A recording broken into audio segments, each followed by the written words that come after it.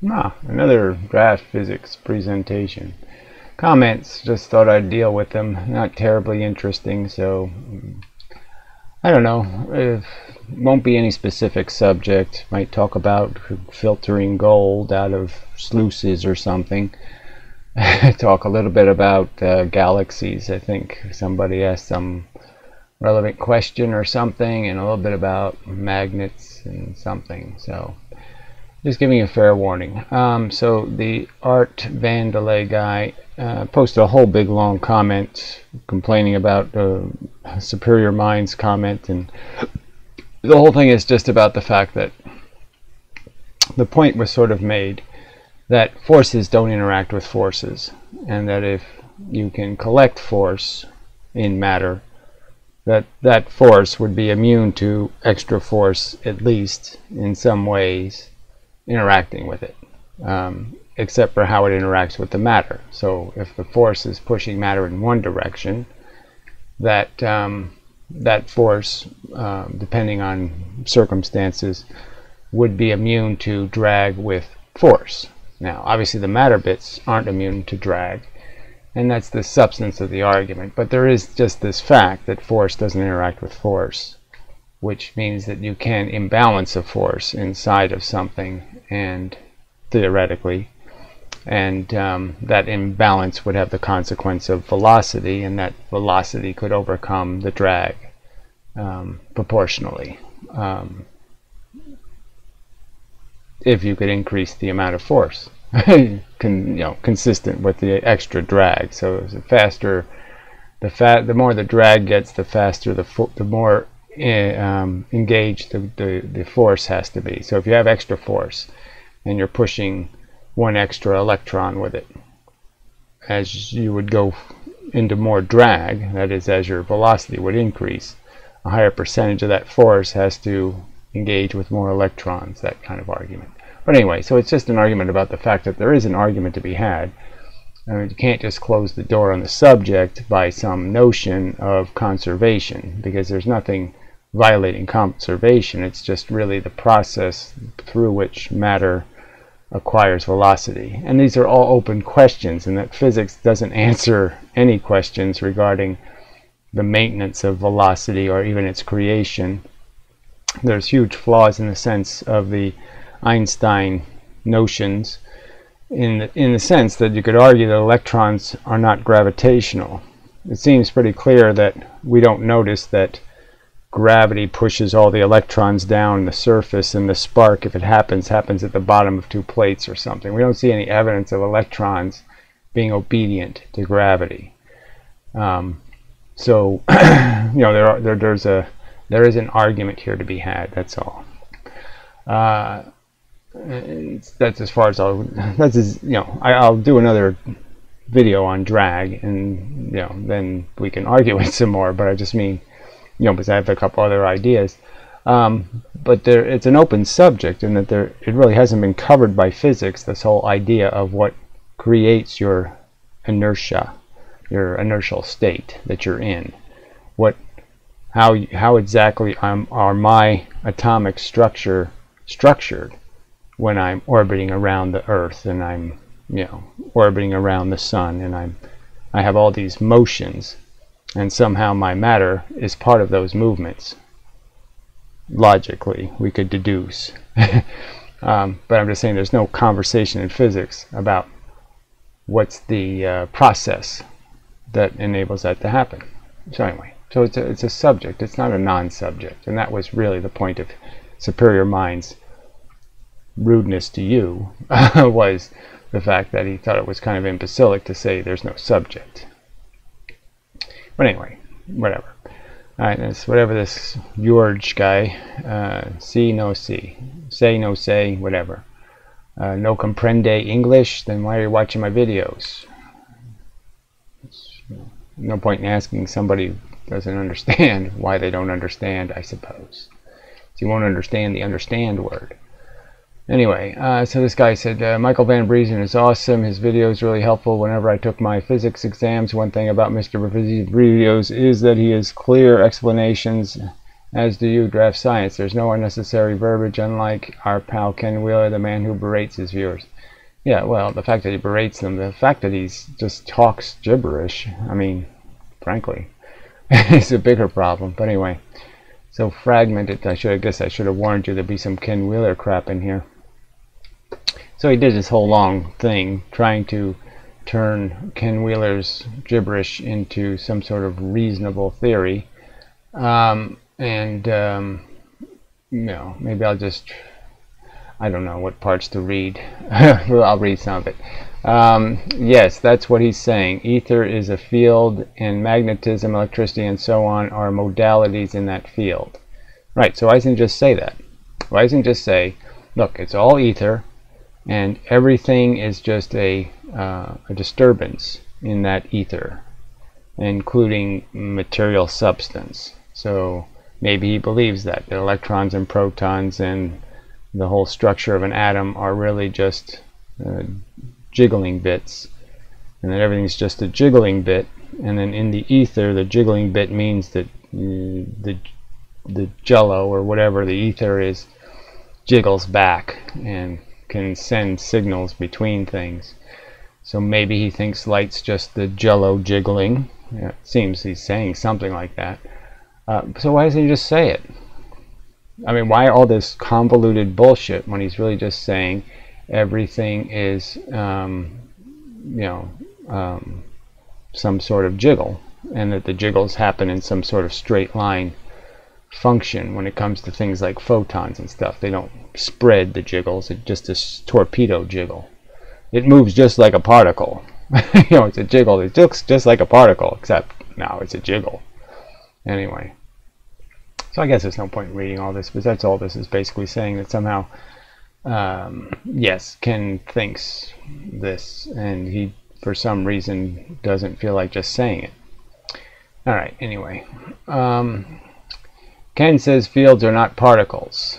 So now is everything particles now? Well, the point is, he says fields are not particles. He's saying they're these jiggles that look just like particles, and that they act like a particle.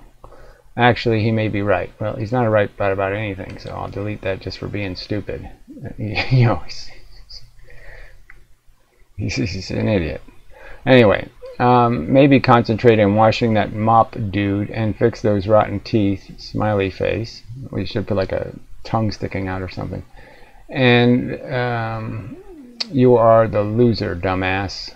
So that's coming from another fat, bald guy. So, I mean, come on. Shit. A little obvious, right?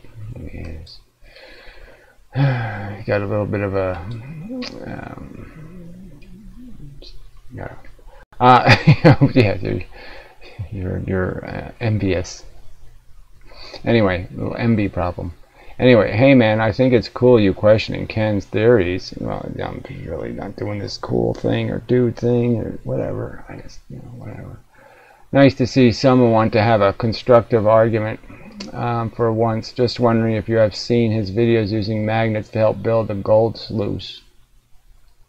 I'm making a sluice myself and need it to slow down the gold and separate black sand, and I was thinking of incorporating his ideas the way he places them, but do you think he is right about that? Thanks very much. Here are the 2 links. So he links me to Ken's. I sort of played one of those videos, I think, at one time. It may be pretty hard to figure out how it would actually work or what it would look like. Wondering if you could help clear that up. Well, Ken's theory is that the corner of the magnet, I don't keep the magnets here anymore because, I had a bad habit of sticking magnets next to SD cards and stuff, so that wasn't too smart. But let's just say this is a magnet. Ken thinks that the magnet is stronger here at the edge. So his whole thing is to have all the magnets at a 45-degree angle to whatever's going through them, and that just reduces the surface area, the amount of magnetism you're going to get into. So it's sort of like the gravity argument. You have 2 objects, and this one has high gravity, let's say, and this one has high but not as high. But the difference is there's more exposure to the gravity here. So if you're going along the side of this, it's more likely to get bent even though the gravity is lower, because you're in the gravity longer. You see, so Ken's whole theory is kind of bullshit, because you don't want to. You want to have the maximum amount of magnetic exposure, not the minimum amount. You want the gold to be in the area of the magnetic field as long as possible to maximize the capacity for the little eddy currents to be created, which take time, has to be induced, and to create this opposite field that'll create a attraction, essentially, I guess. Well, it might be repulsive in the forward end or something, but whatever the configuration of the reverse field is, you want the maximum amount of time to create that. Now, I'd say the argument is that it's pretty unlikely that you have to get the little tiny bit is so light that you'd have to get it very, very close to the magnet to be able to create any kind of substance to its field, and the water's moving so fast that the catch is that even if you can slow it down, you can't slow down the water around it. And so the problem is, before you get it to a place where there's less current, you're probably not going to be able to get to less current fast enough to get it from not getting pushed by the water again and just losing whatever you gained, because it's going to regain its velocity very quickly once it's in the stream of the water. So you have to have some way to pull it out of fast-moving water quickly.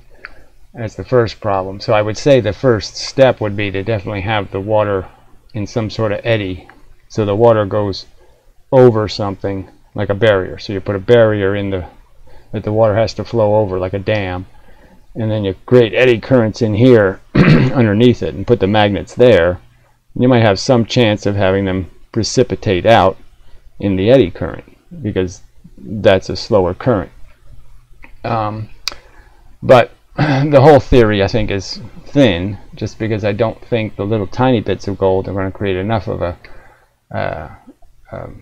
magnetism to slow them down enough to, counter for the velocity of the water that they're in. So until you get them out of the water, that's moving fast, you've still got trouble. All right, now I think the real thing with gold is that it's heavy. So you have an advantage, right? So it's the old primitive methods. And I would argue that I would imagine that it would be more effective to maybe try electrolysis and see if you can create a little bit of a ion difference where the gold will stick to it itself. So you can get the little gold pieces to stick to each other, then you can maximize their density and have them precipitate out of a fluid. So I would think, like, if you took a slurry, you just filtered out all the little bits and you had this slurry of sand or whatever it is, and then if you vibrated it, with something that just, sticks their poles that you put in to vibrate, and you vibrated that stuff, that gravity would help you out. And so if you have it electrified and it's gravity, maybe you can get the bits that are conductive to stick to each other, and maybe they'll precipitate out quicker. Maybe. The other thing I thought about was the whole centrifuge thing. Centrifuges are really good at separating things based on their density. So, if you can make like if you have the waters coming down to the sluice thing, and you'd hit a water wheel that was on an angle. So, the water wheel's on this kind of angle. And water went into the buckets and pushed it, and then the water sort of drains out of the buckets a little bit, like canvas or something, so you can get rid of some of the weight. And if you can get the thing spinning, a little bit, the problem is they can't be fixed buckets or all the stuff falls out, so it gets a little complicated. So you might have to go with a mechanical spinner. So you fill 2 buckets full of this sand mixture and then just rotate it. You could use water to rotate the big stick that has crap in both ends. So you put the same weight of stuff on both ends, and then you use the water to push it, to spin it. And maybe you can create some extra gravity to separate the materials, but I think that's probably got more hope of helping than the whole magnetism thing. Anyway, No. Alright, could you do a video with commentary while watching the How the Universe Works Season 1 Episode 3? Now the first thing's weird is this is like a 2010, I guess it was some sort of Discovery Channel show. And yeah, no one's been able to steal it very effectively, but you can't get all the episodes. And you know, this episode I was able to see it, but only in a little box, and the voices were all fucked up and everything. But it's the same bad players, you know, Lawrence Krauss, Michio Kaku, and you know, an array of very excited scientists, you know, in their own little fields. But it's this whole idea, the evolution of galaxies and the creation of the theory of dark matter. So that, you know, it's no point in me playing the video because it's just the same crap. I mean, there's no new information about any reason to believe in dark matter except their theory of galaxies doesn't work as they want it to. In the sense that somehow I think they want to make galaxies things that are sucking the universe in, when I think it's just as viable to think that galaxies are releasing stuff, not sucking it in. That big hunks of crap flew out of the Big Bang, if something flew out of it, and that crap is falling apart because gravity is falling apart essentially. And that the galaxies, as they expand and get bigger, are really just getting bigger because they're slowing down and they've released a bunch of crap, and the crap is sort of in a cloud of crap. You know, it's not a miracle of some kind. So I don't think galaxies are collecting dust. I think they're creating dust. I think. No, I'm not saying this is hard science, but I'm saying the whole subject isn't hard science. So the fact that their math doesn't work, in the sense that their math indicates that galaxies can't stay together, well, that's exactly right. The galaxies can't stay together. They fall apart over time. You know, the truth is galaxies are evolving. And the further back you go, the smaller they are. Doesn't mean they're smaller in mass. It just means they're smaller in size. And you know, but there's conflicting evidence, right? The brightest galaxy ever seen is one that they're supposed to saw. That's supposed to be 14 light years away, and it's being lensed by some other galaxy thing, a cluster or something. And it's supposed to be the brightest thing in the universe, and so that's contrary evidence to their own theory. So I'm just saying this is just so wet with, you know, underdone. You know, it's just underdone science. It's undercooked, and they talk as if they have facts and they know this, and that's just obscene. I mean, dark matter is on its face a very supernatural, you know, God of the gaps invention. I mean, the idea of thinking that physics is, the truth of physics is that there's a mysterious substance that can't possibly do anything in the universe except create convenient gravity where you need it, but it doesn't have any of the other properties of everything that does create gravity. So it doesn't have any material properties necessary to gravity functioning with anything called matter, yet they call it dark matter, even though it doesn't have any of the reality of matter except one feature, that is that it creates gravity. I mean, it's on its face it's a suspect explanation, because it sounds like somebody just saying the pyramids were built by the UFOs instead of bothering to think about how they might have done it. You know, instead of figuring out how human beings could do it, it just seems like they just go with the, oh, it's just impossible, it must be a magical thing that causes this. It can't be something wrong with our theory. And so, yeah, I just don't think it'd be fruitful for me to waste a whole video just going through all this. It's all simplistic jargon. There's no facts. There's just, you know, they're just scientists speculating, and then they verify their own theory in this circular manner where they say the magical thing called lensing proves dark matter, when they can't even rationally defend the lensing argument, even with dark matter. And then the way they spread the dark matter is just so convenient. I mean, it's not even in the center of the galaxy, it's around the outside of the galaxy. I mean, it makes all kinds of chains with all the other galaxies, tying them all together. They draw whole pictures that almost looks like brain neurology of what the universe is, and the picture is made out of dark matter. It's not made out of reality. Just they're just pure speculation, and not really, and not that speculation is bad, but it's not even in a framework that's at all structured. I mean, they're allowed to go almost anywhere, invent universes, invent anything. It's fantasy playtime, and it doesn't look at all like anything scientific. And the fact that this sells is because people aren't smart enough to know that they're not basing this on actual pictures and actual, that the science is so thin and weak in terms of the evidence. And people just don't understand that this isn't something built out of really rigorous and solid science. It's built out of just their own, their little ivory tower speculation, and that's it. It's not in any way better than any reasonably informed person speculating. So I don't think I'll do that. But I appreciate the request.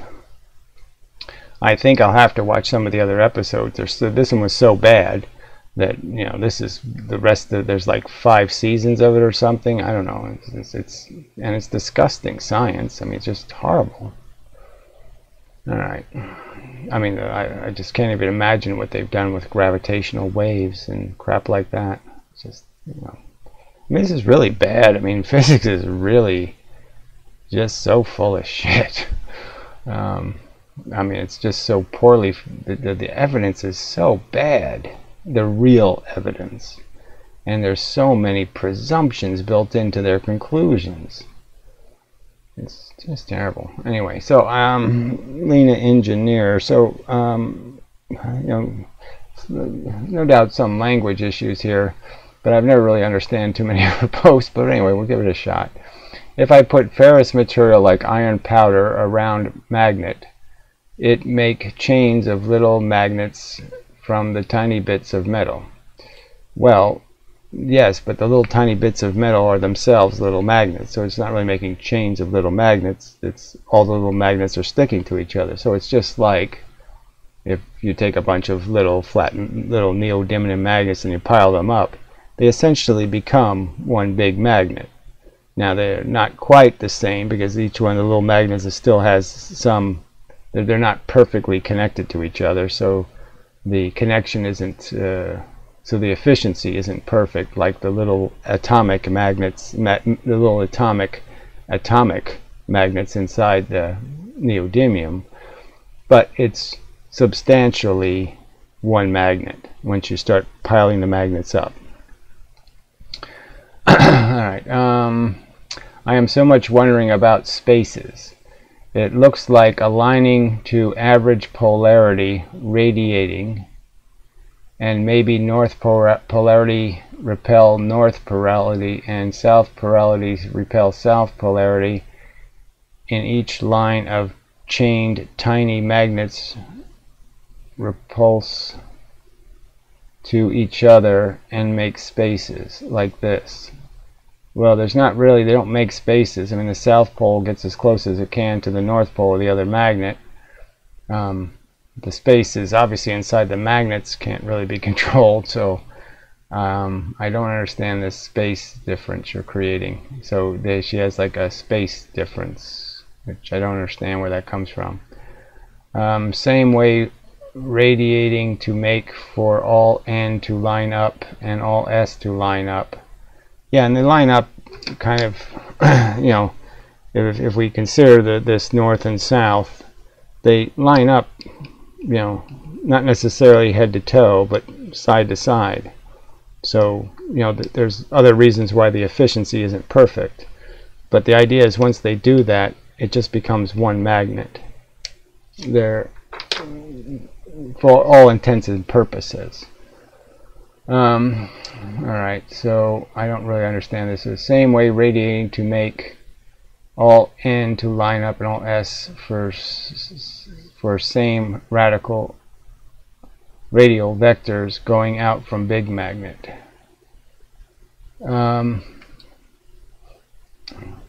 Yeah, yeah. So the alignment's going to, so as you know, with magnets, the line only bends, here, and then it's straight, and then it bends here.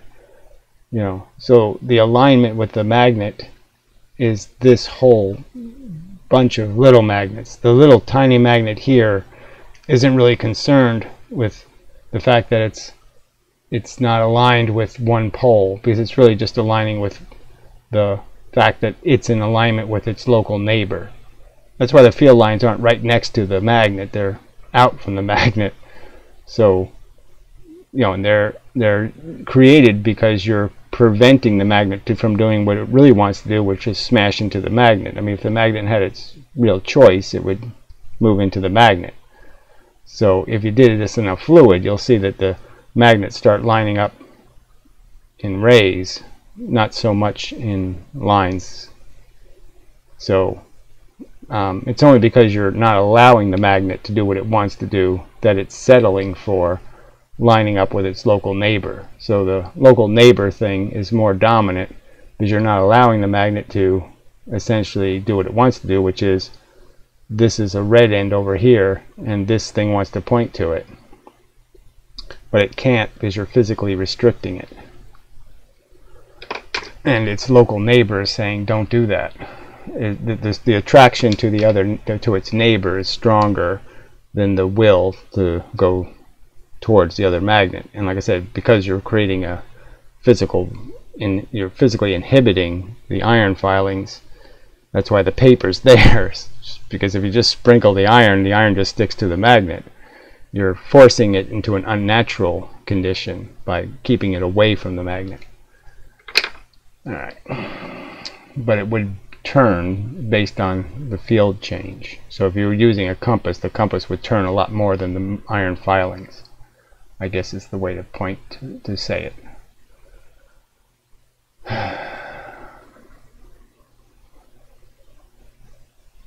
Mostly. Alright. Oh, wrong mouse. Yeah, I think so. Alright.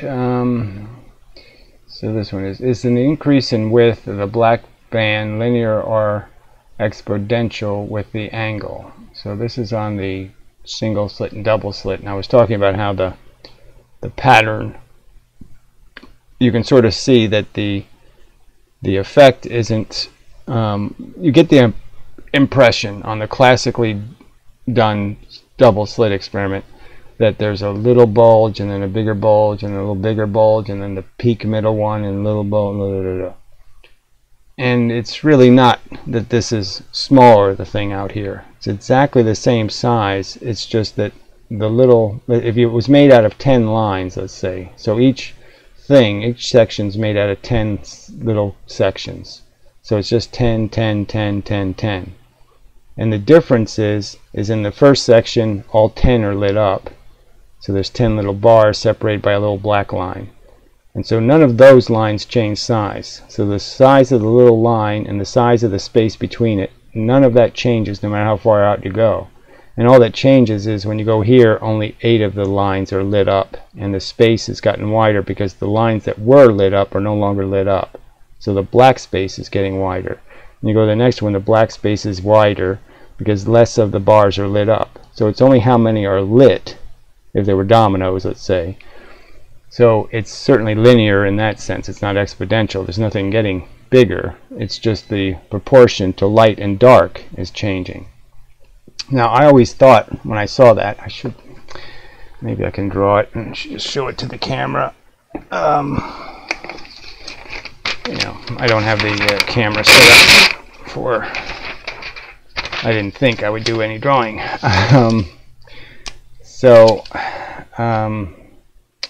What was I going to draw? Do you remember? Yeah. At the moment, I was going to draw something. What was I going to draw? Okay, the traditional pattern. When I saw it, I did notice that okay, and this call this the peak. All right. So So this is really a crude drawing. So this would go on both sides. Would be a pattern on both sides. You know, so this side would have a pattern too, just like this one. So I mean, I always notice that as you go further out, the spacing got wider. And I thought that's just because this is a flat surface and it's not curved. If it's curved, then it would project without the expansion. So it's just that the stuff on the outside is getting distorted because of the longer distance the light travels. And the more spread there is because of that longer distance, it spreads more when it's hitting a flat surface, because this point where it's coming from, the line is shortest straight, and then the line gets longer further away. But the amount of distortion is much greater than, you know, the lack of bend in the projection. That's what I'm realizing. And the difference is these things were all the same size.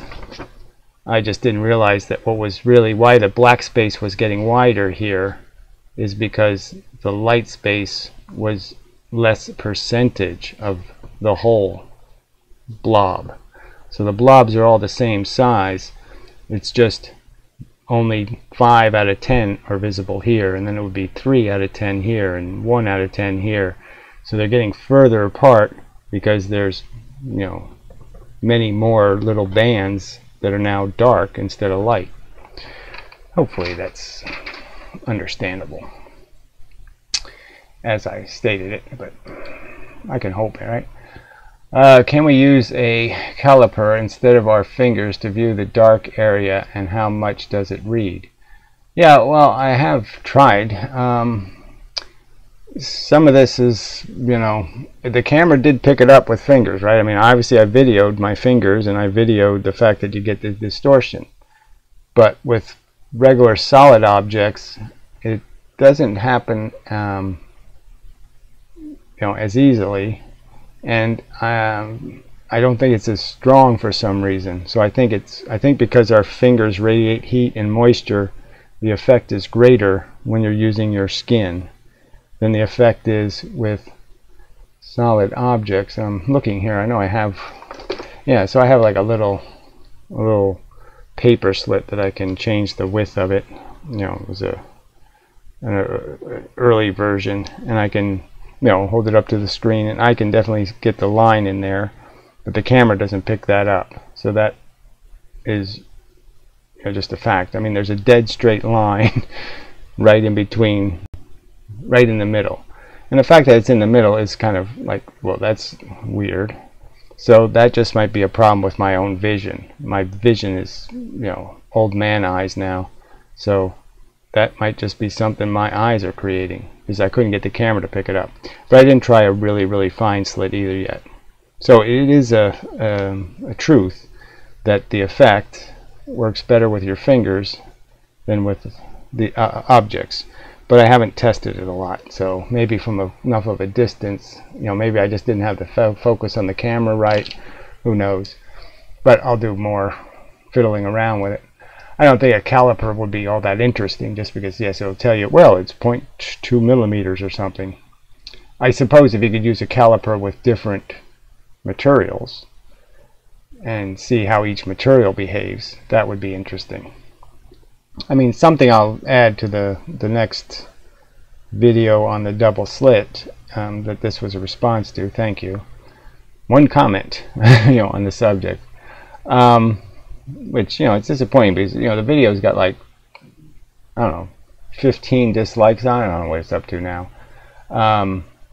And you just think, if these people don't like the video, in which I'm really completely polite and all that kind of crap, you know, yeah, there's twice as many thumbs down as there is thumbs up. You'd think they'd have the courage, if they can hit the thumbs down button, to make some sort of comment explaining how something I said was inaccurate.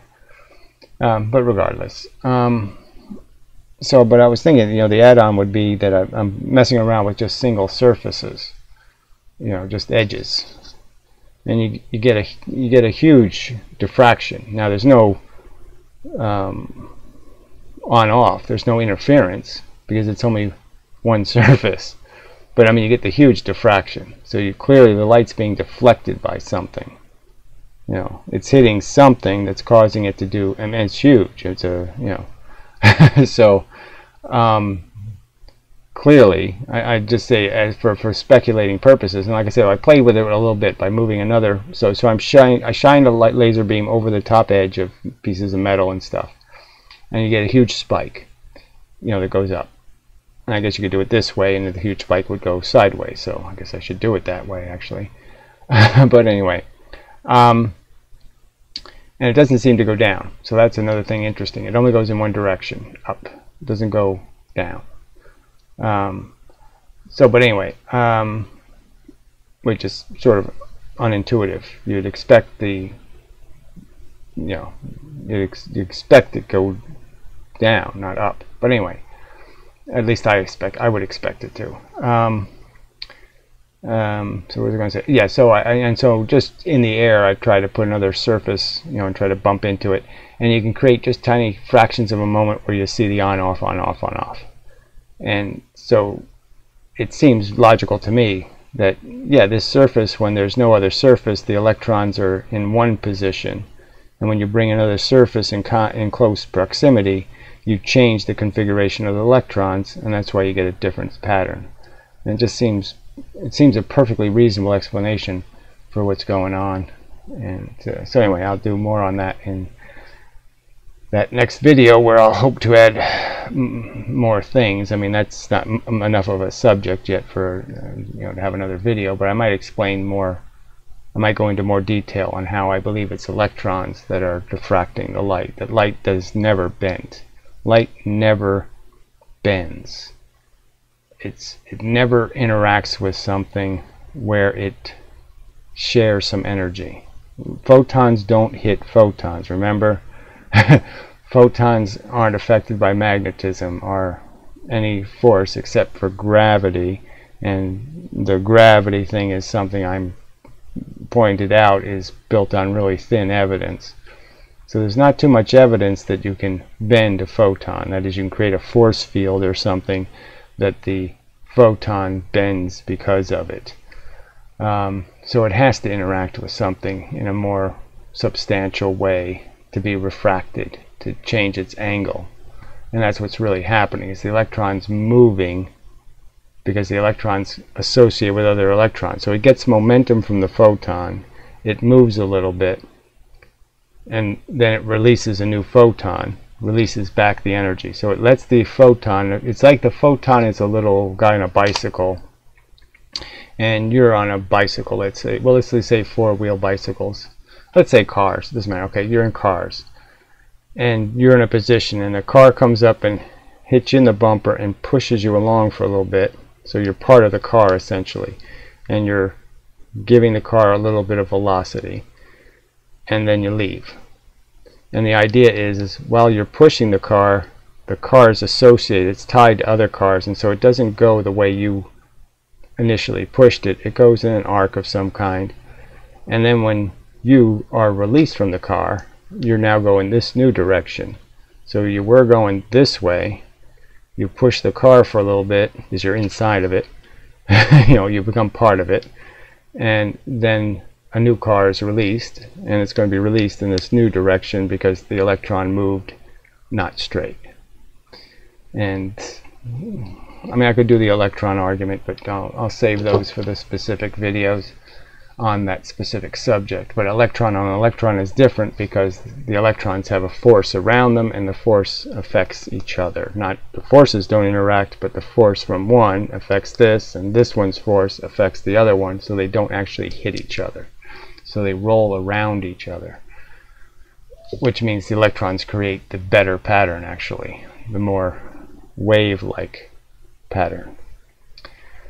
Alright, so last comment. Do you really have no idea? Sorry, going back to watch Ken. I mean, it's just such a vacuous statement from Silly Hat Person. We should go see who this is. Mick Clout. Mick Claude, I think. Smuck McCloud. That's really probably his real name, Smuck McCloud.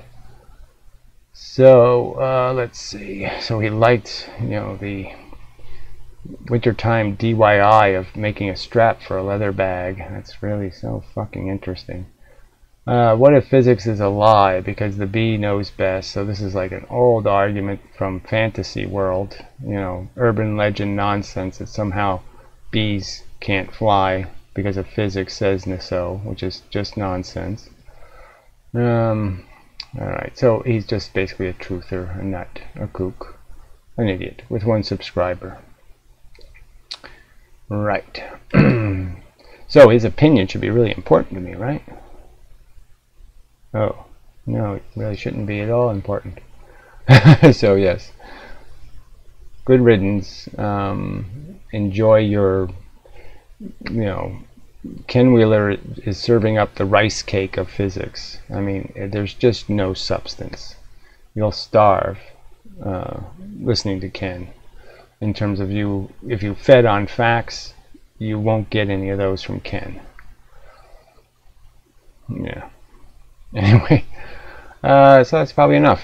So, so yes, drag video probably coming up, and I'll do another video on the slit experiment and figure out what other videos I need to make and sort of the versus manner. And the overview videos really have been pretty good, and you know, the last one I did wasn't called an overview video, but you know, me against whatever I think I called it. Anyway, I got to title things better, put them in playlists and that kind of crap. I know I need to organize this content better, and such. So I have to do more writing, and I don't like writing, but yeah, I have a whole bunch of notes. So lots of stuff. Thinking, you know, it really is the hardest part. Is, you know, you got to spend time going through all the possibilities. Well, what if, and what if, and what if, and you know, it really is work. But anyway, till next time, and such. I think that's it. So yeah, I am working on the audio quality still.